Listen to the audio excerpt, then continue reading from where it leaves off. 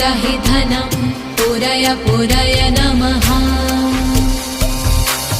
ॐ ह्रीं श्रीं क्लीं श्रीं कुबेराय अष्टलक्ष्मी मम ग्रहे धनं पुरय पुरय नमः।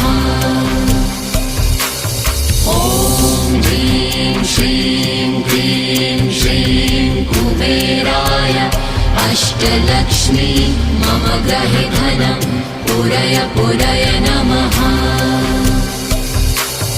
ॐ ह्रीं श्रीं क्लीं श्रीं कुबेराय अष्टलक्ष्मी मम ग्रहे धनं पुरय पुरय नमः।